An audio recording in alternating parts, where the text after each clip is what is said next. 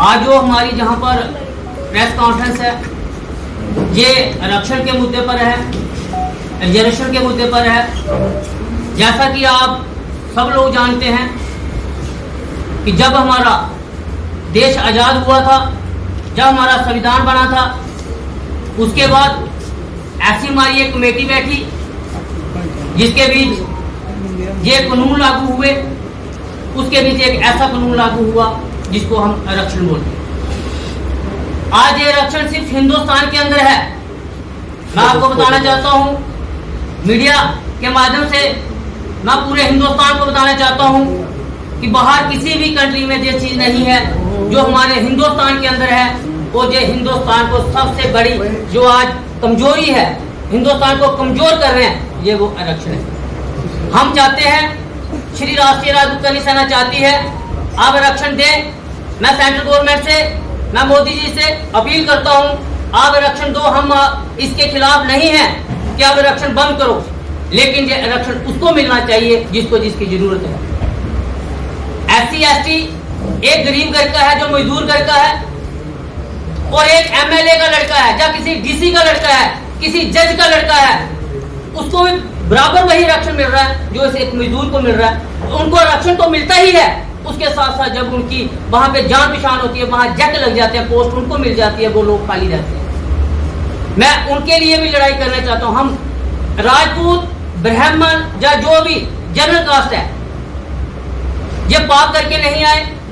मैं चाहता हूं कि अगर आरक्षण गवर्नमेंट को देना है, एजुकेशन के ऊपर दें, गरीबी के ऊपर दें, जिसके पास मकान है उसके ऊपर दें, नौकरी जो सर्विस जिसको देनी है, जिसकी काबिलियत के ऊपर दो, उसके अंदर कितनी काबिलियत है उसके अंदर दो। आज मैं आपको बताना चाहता हूं कि 38% जो डॉक्टर अमेरिका के अंदर है वो हिंदुस्तान के अंदर है, हिंदुस्तान के हैं। 22% इंजीनियर जो है अमेरिका के अंदर वो हिंदुस्तानी है।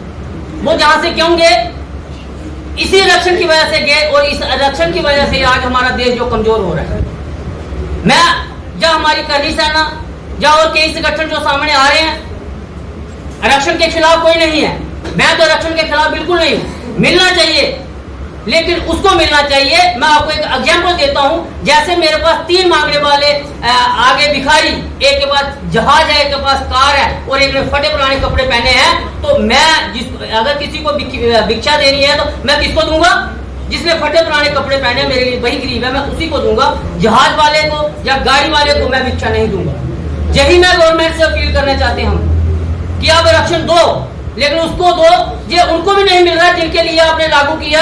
अगर आप बोलते हैं कि SC ST के लिए आपने आरक्षण लागू किया, आपने उनके लिए भी लागू नहीं किया। जहां जो इसके, मैं आपको पहले भी एक दिन पहले वकील, अपने मंत्री, इनके बच्चों को आरक्षण मिलता है। मैं आपको उनका नाम नहीं लेना चाहता। एक जम्मू कश्मीर के है जो SSP है, उन्होंने भी आरक्षण लिया, उनकी वाइफ ने आरक्षण लिया, उनके बच्चे ने आरक्षण लिया। एक एक घर में 10 आरक्षण लिए जा रहे हैं, लेकिन जो मजदूर का लड़का 80% नंबर अगर वो लेता है, वो भी SC SC है, उसको आरक्षण नहीं मिलता।